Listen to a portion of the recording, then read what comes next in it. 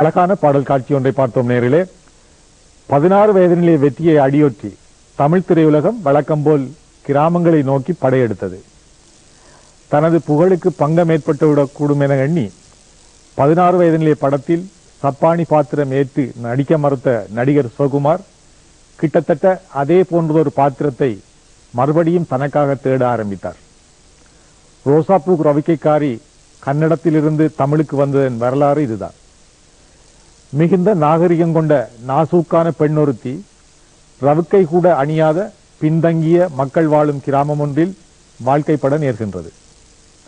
அவருடைய கணவன் கட்டுக்குடுமியுடன் இருக்கும் ஓர் அசடு வெகுளி, ஊருக்கு எளிய பிள்ளையார் கோயில் ஆண்டி போன்றவன். அந்த கிராமத்தினுள் நுழையும் பட்டணத்து நாகரிகத்தை பிரதிபலிக்கும் மடிப்பு கலையாத சட்டை, பெல்பொட்டம் அணிந்த ஓர் இளைஞனின் சிநேகிதம் அவளுக்கு கிடைக்கின்றது. அவனுடைய புல்லட் மோட்டார் பைக்கில் மலைப்பாதையில் நெடும் பயணம் ஒன்றை மேற்கொள்ள நேர்கின்றது.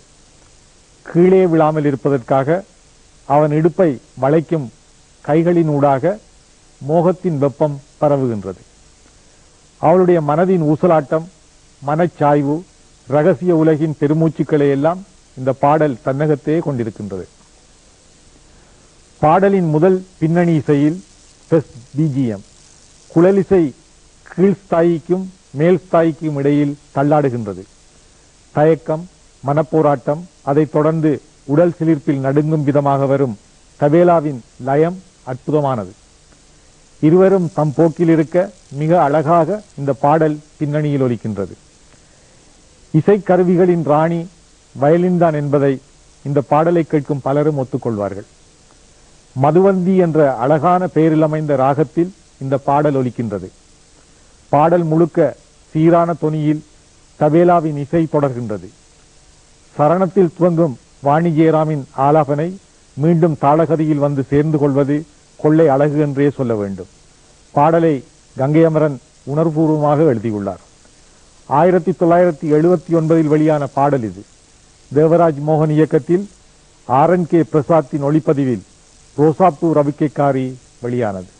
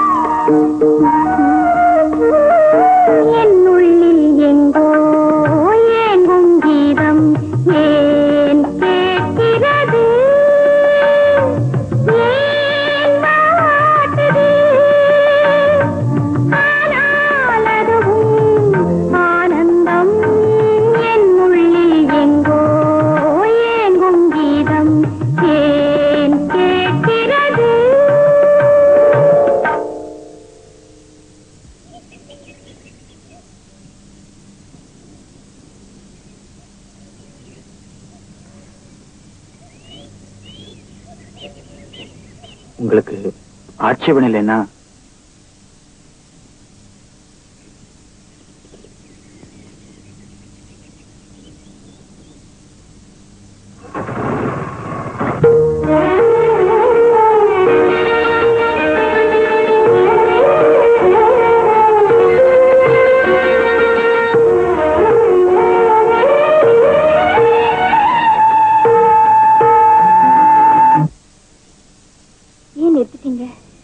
இங்க ஒரு அழகான இடம் இருக்கு. உங்களுக்கு ஆட்சேபனை இல்லைன்னா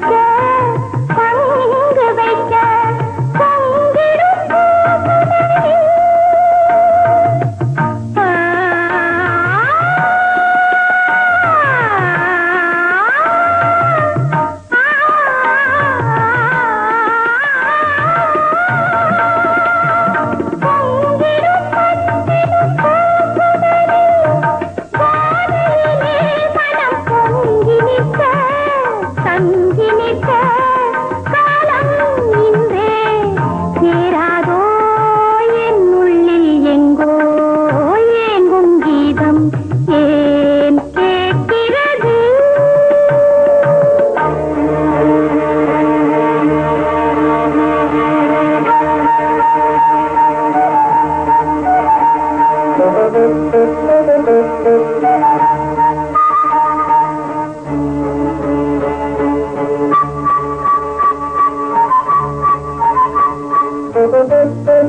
you.